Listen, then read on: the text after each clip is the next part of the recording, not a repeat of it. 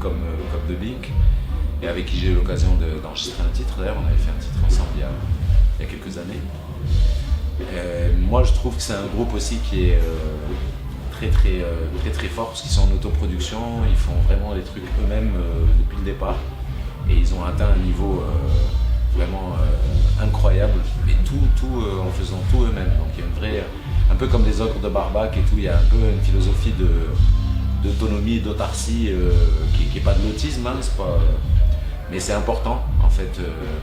C'est important d'être capable de se prendre en main, d'être responsable de sa matière, et de ne pas être la star d'une production, la star d'une major. Ça permet de ne pas faire de compromis. Ben, c'est même pas une histoire de compromis, c'est que j'aime pas cette posture d'être tu vois, par exemple un artiste avec des gens à son service, avec tout un truc surjoué, quelque chose qui ressemble presque à des privilèges. J'aurais l'impression de plus être moi-même déjà, et puis on est en autoproduction, on fait pas notre pain encore, on va encore à la boulangerie. Tu cultives les fèves ou pas? Mais ouais, voilà, je pense que c'est super important à notre époque, parce qu'on a aussi les outils qui le permettent. Moi j'ai commencé à faire de la musique avec Gnawa en 92, et à l'époque tous nos cachets ils passaient dans les envois, tu vois, pour envoyer des CD ou les cassettes. Même à l'époque on faisait des cassettes aussi, donc c'était des trucs lourds. Par la poste ça coûtait cher, le téléphone ça coûtait cher, pour joindre les organisateurs, faire sa promo, c'était la croix et la bannière. Maintenant, il y a quand même des outils qui te permettent d'éviter les coûts de logistique, et le studio, et la production, et la post-production. Tout est moins cher, et vraiment, un gamin de 15-16 ans peut maîtriser Final Cut comme quelqu'un qui a fait 20 ans de cinéma, mais pareil, hein, voire même avec plus de peps, parce que lui, il s'en fout, il n'a pas fait d'accident encore, tu vois ce que je veux dire. Donc je sais pas, il y a quelque chose que nous offre l'époque, que la consommation essaye d'éteindre, mais que justement, je pense qu'on doit raviver, qu'on doit réanimer ce truc-là, à travers la musique, à travers plein de choses. Oui, non, je ne suis pas rentré non plus là-dedans, je ne suis pas dans la course au like et aux histoires comme ça, mais j'utilise les réseaux sociaux essentiellement pour faire de la com, déjà pour dire où est-ce que je joue, quand, etc., faire publier mes dates de tournée. Pour réagir par rapport à ce qui se passe en Algérie, par exemple, c'est super bien d'avoir une tribune comme Facebook ou comme n'importe quel réseau social qui permet de distiller de l'opinion, d'amener une autre vue. Tant que je peux, quoi. Donc dans la position d'un artiste, il y a deux choses. Parce que quand tu fais de la musique, tu en fais pour vivre aussi. Donc il faut faire très attention à ce que l'engagement ne devienne pas un fonds de commerce, etc. C'est vrai, c'est un truc réel, c'est pas se leurrer, on est dans un monde très mercantile, donc tout peut devenir mercantile. Et la deuxième difficulté, c'est que en étant à distance, en étant loin d'Algérie notamment, ma participation elle n'est pas physique, elle est plus avec les idées, c'est-à-dire que j'essaye de proposer des choses, des solutions, des idées, des orientations. Ça m'est arrivé de faire quelques conférences là en Algérie quand j'y étais en mars et en avril, autour justement de l'organisation démocratique dans la société, etc. Mais ce qui m'importe, c'est d'apporter ma pierre à l'édifice, même si, bien sûr, dans la musique, il y a mes positions de principe. Dans la musique, il y a même des choses qui sont contextuelles, qui parlent directement de choses qui se passent sur le terrain, tu vois, comme Douga Douga ou comme Rohou qui vient de sortir, qui est le dernier morceau qui parle de la révolution, justement. Mais au-delà de ça, je pense qu'il y a besoin réellement de pédagogie, c'est-à-dire qu'il y a besoin peut-être même de créer des outils pédagogiques autres que la conférence et le discours et l'interview, etc. Mais peut-être trouver une forme théâtrale ou théâtralo-musicale ou je sais pas quoi, qui permettent d'expliquer les concepts politiques ou les concepts démocratiques, les mécaniques en tout cas, les mécaniques qui permettent justement l'émancipation et non pas la minorité politique, c'est-à-dire rester des mineurs en politique, rester des gouvernés. Et, tu sais, Aristote, il disait qu'un vrai citoyen, c'est quelqu'un qui peut gouverner et être gouverné. C'est ça en fait, participer réellement à la vie de la cité, c'est pouvoir à un moment donné être responsable de missions citoyennes. Et c'est, je pense, de ce pan-là de la démocratie qu'on nous a délesté, qu'on nous a privé en fait depuis des années, depuis voire même des siècles en fait, depuis la Révolution française, la Révolution américaine. On ne parle plus de la vraie démocratie dans nos pays, que ce soit la France, l'Algérie, ailleurs. C'est d'autres modèles qui sont venus et qui ont utilisé la démocratie comme faire valoir, à commencer par la République. Donc c'est important en fait de remettre les pendules à l'heure, parce que tu vois, même nous, en Algérie, qui sommes les champions du monde de l'anti-interventionnisme et de l'anti-ingérence, et ben nous par exemple, on a tout un mouvement chez nous qui n'est en plus même pas de mauvaise foi, mais qui parle de Deuxième République par exemple. Moi quand j'entends Deuxième République, j'entends l'histoire de France. Pour moi, enfin, première, deuxième, troisième, quatrième, cinquième République, pour moi c'est l'histoire de France. Donc tu vois, il y a des atavismes incroyables, des trucs où quand tu poses la question pourquoi République, il n'y a pas vraiment de réponse. C'est une piqûre, tu vois, c'est une piqûre, mais on l'a tous, hein, on l'a tous été. Moi-même, avant de lire certaines choses, avant de mettre le nez dans Machiavel et dans Aristote et dans tous ces gens qui parlent de la vraie démocratie, de la manipulation politique, etc., bah ouais, tu peux gober leur truc, parce que c'est bien fait, c'est bien présenté, un bel emballage. Oui, en parlant. Bien sûr, tu regarde déjà entre les morceaux, des fois tu es obligé de parler pour expliquer. Alors imagine sur des concepts un peu compliqués où il faut réexpliquer les choses. C'est pas réexpliquer, c'est juste expliquer une autre façon de voir. Enlever le modèle pyramidal par exemple de la tête des gens et commencer à leur expliquer que le pouvoir il est en bas et pas en haut, et que le pouvoir en fait c'est ensemble qu'on l'a, et que c'est le vrai sens de la souveraineté populaire, c'est que le pouvoir, on a autant de pouvoir chacun, toi, moi, l'autre, et que c'est ensemble au moment d'une décision collective pour notre société, pour notre quotidien, c'est à ce moment-là qu'on recrée le pouvoir, la souveraineté populaire réelle. C'est-à-dire appeler à un référendum, appeler à révoquer un élu, appeler à abroger des lois. Et ben c'est ça le pouvoir. Il est pas en haut. Le pouvoir il est en haut juste parce qu'il a peur de la base. Le pouvoir n'a jamais été en haut, sinon il ne nous ferait pas voter. Pourquoi on nous fait élire les gens? On nous fait élire parce qu'ils ont besoin de légitimité, et que donc en réalité le vrai pouvoir il est entre nos mains. Il suffit juste de se réveiller à un moment donné et de se mettre d'accord. Nous, pourquoi on attend que eux se mettent d'accord à notre place? C'est un vrai abandon de la souveraineté. Tu sais, Robespierre il dit un truc qui est la base même de la réflexion démocratique à mon sens. Il dit une nation ne délègue jamais le pouvoir, elle ne délègue que des fonctions. Si une nation se mettait à déléguer le pouvoir, ça voudrait dire qu'on délègue la souveraineté. C'est simple, clair et net. Les peuples qui donnent le pouvoir aux élus sont des peuples qui disent bye-bye à leur souveraineté pendant 5 ans, à chaque fois. Et après ils remettent, et c'est même pas de la souveraineté de mettre un butin dans une urne, c'est de la connerie. Donc tout ça, il faut le démonter. Et ça se démonte pas en chanson, malheureusement. Voilà. Ça se démonte en interview, ça se démonte dans un garage éventuellement. Ouais, je sais pas s'il y a des garages démocratiques. Ça fait plaisir. Voilà. Mais ouais, c'est important de réexpliquer les choses.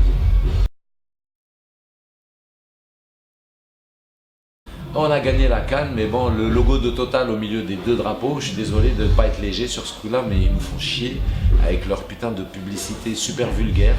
J'avais l'impression qu'il y avait, je sais pas, j'avais l'impression qu'il y avait le maréchal Pétain qui nous pissait dessus, tu vois. Que la France-Afrique, elle nous pissait dessus, mais en direct, quoi. Genre, regardez mes toutous, tu vois. Ça, je déteste cette putain de sensation. Et vraiment, la première seconde du match, c'est ça, quoi. C'est les hymnes nationaux et puis les deux drapeaux de la même taille que Total, quoi. En plus, c'est Il y en a marre, quoi. Comme choix. Ah, il y en a marre. En plus, il y a quelques mois, le ministre sénégalais de l'énergie, il a démissionné à cause de ça, parce qu'il a refusé de signer un contrat avec Total qui n'avantageait pas l'État sénégalais. Et il a montré, je veux dire, il a fait même des mathématiques en conférence de presse. Le mec, il a fait presque une équation devant le journaliste pour qu'il comprenne. Ben, les mecs ils l'ont viré quand même. Ben, il a dit qu'il avait quitté parce que c'est toujours comme ça qu'on dit. On dit jamais on a viré un ministre. Mais on sait très bien comment ça se passe. Le gars il a pas fait un pli. Il est parti. Ils l'ont viré. Donc déjà je salue la verticalité de ce bonhomme. Et puis voilà, il faut rester digne. Il est hors de question. hors de question de continuer à se mentir à soi-même et tu vois et de croire que la révolution algérienne est dissociée de la France-Afrique ou quoi que ce soit. Tous ces gens-là, ils bectent du même truc, je veux dire, ils bouffent dans les mêmes réserves. La France ou notre régime à nous, tu crois que c'est des complices depuis belle lurette, je veux dire, il n'y a jamais eu, c'est jamais qu'une continuité de la colonisation, c'est la néocolonisation. Voilà, elle est plus ou moins violente, plus ou moins visible, plus ou moins arrogante, mais là pour le coup, la Coupe d'Afrique, tu veux que je te dise un truc, c'est qui l'a remporté la Coupe d'Afrique, c'est Total. Voilà. Je suis désolé, hein, j'étais content moi pour l'Algérie, mais la Coupe d'Afrique pour moi c'est Total qui l'a remporté. Et voilà, et en Afrique la coupe est pleine, je peux te le dire. Oui, il y avait des personnes devant qui connaissaient les chansons, il y avait un petit possi comme ça à droite à gauche, puis il y avait plein de gens aussi qui découvraient, je voyais aussi des gens qui vraiment n'avaient jamais écouté, qui découvraient, qui regardaient ceux qui chantaient, qui se disaient mais tiens ils connaissent ces Martiens. Donc c'est bien, c'était pas mal, c'était une bonne réunion d'extraterrestres ce concert. Ça va, beaucoup de routes, on se tape des kilomètres comme aujourd'hui par exemple, on s'est tapé 8 heures de route. Tu arrives de Paris? Non, on est venu de Cajarc. Cajarc c'est dans le Lot. D'accord. Et les routes c'est long quoi. Pour venir jusqu'ici c'est pas bon. C'est long. On s'est tapé aussi un truc vers Quimper aussi une fois, un Grenoble-Quimper bien velu. J'ai dû prendre une année sur ce voyage. Mais bon, c'est toujours un plaisir de faire de la route déjà avec les gars parce que c'est quand même une belle bande de Narvalo. Ça fait toujours du bien d'être avec les Narvalo. Ils sont là depuis le début. On est deux à être là depuis le début, mais bon, il y a quand même des anciens. On a presque tous 20 ans de Gnawa, pratiquement. Minimum, quoi, je crois. Après les vétérans comme moi, on a presque 30 ans de Gnawa.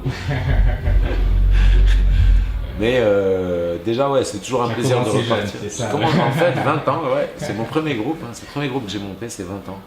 C'était à l'âge de 20 ans, 92. Tout petit break en 2007-2008, j'ai fait un petit album. Ouais, voilà, ouais. Petit album, une tournée, machin. Puis voilà. Et puis après, on s'est remis un peu naturellement ensemble parce qu'avec mon album solo au départ c'était une petite formation avec des percus, il n'y avait pas de batterie, pas de basse, c'était très léger. Et puis par la suite ça commençait à me manquer quand même le rock'n'roll, le bordel, il fallait un peu mettre les chevaux. Donc direct j'ai appelé l'écurie, je dis oh les gars, fais quoi? Et donc au final après les gars quand ils sont revenus sur mon projet ils jouaient mon répertoire. Mais petit à petit à force d'être tous ensemble réunis, parce que déjà dans mon projet solo, il y avait deux anciens, il y a deux de Gnawa, il y a le mandol et le percussionniste. Donc ils étaient déjà dans le projet, du coup quand je ramène l'autre section rythmique, basse batterie plus le clavier, ça y est quoi, c'est Gnawa sur scène. Donc naturellement on s'est mis à faire retourner des morceaux de Gnawa et puis après on s'est dit allez on fait un album. Normalement il y a un album en route, ouais. Il y a un album en gestation. Grossesse difficile mais ça va le faire. On va y aller au forceps. Non, ça va aller. Normalement, d'ici la fin de l'année, on avait beaucoup d'événements quand même. Franchement, ces derniers mois, il y a beaucoup d'événements. Indépendamment de la vie familiale et de tout ce qui prend du temps, naturellement. Je veux dire, il y a une putain de révolution qui est en route. Moi, le premier mois de la révolution, tous les jours, je pleurais. Je te jure, tous les jours, les larmes, on m'aurait dit la Madeleine de Proust. Vraiment très touché. C'est vraiment inespéré ce qui se passe en Algérie, c'est un truc, c'est-à-dire ça paraît inéluctable aujourd'hui, mais il y a quelques mois c'était même pas pensable, même pas imaginable, même pas rêvable. Je sais pas, je suis pas devin, tout ce que je sais c'est qu'il y a un vrai processus qui s'est mis en route. Bon, il y a des avancées déjà. Bon, c'est des avancées que je considère comme étant des batailles gagnées, on va dire, mais en termes d'avancées sociales, politiques, organisationnel, non, c'est pas vrai. On est même rentré dans une phase plus répressive qu'à l'époque de Boutef quelque part, parce que là ils mettent en tôle des gens pour leur opinion, pour des drapeaux, pour des conneries, donc c'est vraiment, on rentre dans un truc où le régime militaire il est en train de réaffirmer ça, tu vois. Mais le peuple ne se démonte pas. Et ça je trouve ça très bien parce que ça veut dire que les différentes réflexions qui ont été posées sur le terrain, y compris par les ennemis de la révolution, toutes les forces contre-révolutionnaires qui ont voulu poser des débats clivants, et bien au final, ils ont eu l'effet contraire. C'est-à-dire que les débats clivants ont été désamorcés par les Algériens naturellement parce que ils sont face à un peuple qui est plus instruit qu'eux. C'est-à-dire qu'avant, ils profitaient de l'analphabétisme d'une partie de la population, ils profitaient du fait qu'on était encore baigné dans une espèce de sacralité trop proche encore, tu vois, de la guerre d'indépendance, machin. Mais là, maintenant, c'est les enfants de l'indépendance, c'est les enfants de même il y a même les enfants qui sont dans la rue, il y en a même qui connaissent même pas le terrorisme. Ils n'ont pas vécu ça. Ils sont nés en 2000. Il y en a qui sont nés en 2000. Tu dis quoi, 19 ans, 18 ans, 16 ans, 17 ans. Tous ces gamins-là, ils connaissent que Boutef. Je veux dire, il y a un moment, voilà quoi. Ces mecs-là, ils n'ont pas le traumatisme ou la sacralité ou le mythe fondateur super présent que nos parents pouvaient avoir ou que nous-mêmes on a pu avoir. Parce qu'on est tous les produits de ça et on a tous des carcans, des cadenas, des choses fermées qu'il va falloir briser pour avancer. Mais c'est très bien parce que la révolution qui est en route, elle est ultra contagieuse. Comme toutes les révolutions, en fait, il y a une espèce de contagion des idées, des débats, il y a une énergie vraiment, il y a de la friction. Et c'est ça la vraie liberté, vraiment. Je trouve ça beau quoi, ce qui se passe parce que ça crée des débats, il y a des trucs absurdes qui se disent, mais c'est très bien parce que ça sort. En fait, moi, à chaque fois que j'entends une connerie, je me dis putain, une de moins. Tu vois ce que je veux dire? Non, mais c'est important. Je veux dire que les gens disent des conneries, c'est pas le problème. Que les gens se trompent, c'est pas le problème. Mais qu'ils évacuent toutes ces erreurs, ça, c'est important. C'est pas le fait de faire l'erreur. Tu vois, par exemple, dans les débats qui existent, un des trucs que j'ai défendu en conférence, c'était de dire arrêtons de commencer toutes nos discussions avec les débats qui fâchent. Arrêtons de commencer les discussions par la religion, la laïcité, la place de la femme, machin. Non. Parlons d'abord de tout ce qui nous réunit, tout ce qui fait le consensus, parce qu'il est beaucoup plus important ce truc-là et parce qu'on perdra moins de temps. Parce qu'en fait, si on va essayer de trouver une organisation à notre quartier où les routes sont trouées, où l'eau n'arrive pas, où tu vois, avec tous les problèmes qu'il peut y avoir demain, localement, quand tu discutes avec les gens de ton quartier, au lieu de te prendre la tête sur des choses qui font chier, tu essaies juste de régler les problèmes les plus faciles à régler. Et une fois que tu fais ça, tu as un tas de consensus qui est tellement grand que physiquement, en fait, il aspire le petit tas de conflits. Tu vois, alors que si tu commences par le conflit, eh ben, tu n'en finis plus. C'est des heures et des heures et des heures d'achoppement. Alors que si tu développes un tas de consensus sur le côté, eh ben, naturellement, cette montagne de on est d'accord, elle va aspirer la petite colline de on n'est pas d'accord. Parce que les protagonistes, ils vont se rendre compte qu'il y a un putain de consensus pour qu'on se fait chier avec deux questions à la con sur la religion, sur je sais pas quoi. Enfin, tu vois, il y a un moment où en fait, il faut se servir du positif pour démonter le négatif. Et trop souvent, dans les révolutions, et en tout cas dans les forces contre-révolutionnaires, c'est ça qu'elles font. C'est qu'elles mettent toujours sur le tapis des débats qui fâchent. Mettent toujours des discussions entre les gens qui n'ont pas d'issue. Parce que c'est c'est des discussions qui sont des passions qui s'entrechoquent. Tu vois ce que je veux dire? Tu sais, quand on parle de la raison, par exemple, quand on parle de la raison, intrinsèquement chez l'être humain, la raison c'est ce qui fait que toi tu ne te jettes pas du 6e étage et moi aussi. Je veux dire, c'est proche. La raison c'est ce qui fait que je te bouffe pas, que tu me bouffes pas, que je te tape pas pour rien, enfin tu vois, tout ça c'est la même chose pratiquement. Il n'y a pas vraiment de grande différence. La raison est toujours pareille. C'est les passions qui sont débiles. Les passions, elles peuvent être complètement débiles. Je veux dire, le nazisme c'est une passion. La xénophobie c'est une passion. Tous ces trucs qui s'entrechoquent, qui ne sont pas de l'ordre de la raison. C'est quelque chose qui est très dangereux en société. C'est d'ailleurs ce que font les partis. Les partis sont des véritables usines à passion collective. C'est ce qui fabrique, encore une fois, toutes les formes de fascisme. Parce qu'en fait, au bout d'un moment, le collectif, il tue la raison individuelle de chacun. Si tu veux, en gros, on a tous une part de raison, une part de passion, que la quantité de raison arrive à dominer. La passion que tu as en toi, par exemple, quelqu'un qui aime les culs, mais qui viole personne, bah, c'est parce qu'il a suffisamment de passion, suffisamment de raison, pour, tu vois, contrebalancer son côté obsédé sexuel. Mais s'il est au milieu d'une bande d'obsédés sexuels, ce petit bout de raison qui parle à sa passion, il aura plus de place, tu l'entendras plus, parce que tu es au milieu de gens qui sont dans la même passion. Et au final, il n'y a plus de réflexion, il n'y a plus... Et on est là-dedans, en fait. En société, très souvent, les partis ont été créés pour ça, pour canaliser les passions des gens et en faire des passions collectives qui, en fait, les détournent de la raison réelle, qui fait que ces gens-là sont dans le parti. Et on le voit très bien. Regarde les partis politiques, ils ont tous une idéologie. Tu prends n'importe quel militant, tu lui dis c'est quoi ton idéologie, il est incapable de te la décrire réellement, c'est-à-dire il n'y a pas vraiment, c'est pas très concret. Par contre, ce qui est très concret, c'est que tous les partis, de gauche, de droite, d'où tu veux, il y a un moment où la logique, elle n'est pas idéologique, elle est exponentielle. Il faut grossir. Le but, c'est de grossir. C'est pas d'être plus communiste ou d'être plus à droite ou d'être plus... Non, c'est juste de prendre la place. Et il suffit qu'il y en ait un qui prenne le pouvoir pour qu'il explose tous les autres. Et c'est ça la logique de parti, c'est une logique ultra violente qu'on reproduit dans la société. On crée des passions collectives, on les alimente et allez-y, fracassez-vous. Au moment où on a envie, au moment où on en a besoin, eh ben on fait le combat de coq. Et ça, il y en a marre, je veux dire, les passions, on peut les mettre de côté, mais il faut faire très très attention à l'effet de horde, l'effet de passion collective, l'effet de ne plus réfléchir en fait, d'être dans le mainstream. Mais c'est ça la mondialisation, ça empêche de réfléchir. La passion collective, elle est bancaire actuellement. Comment on fait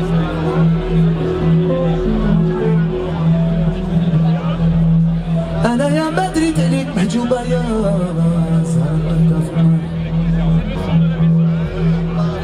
وتراب مجمار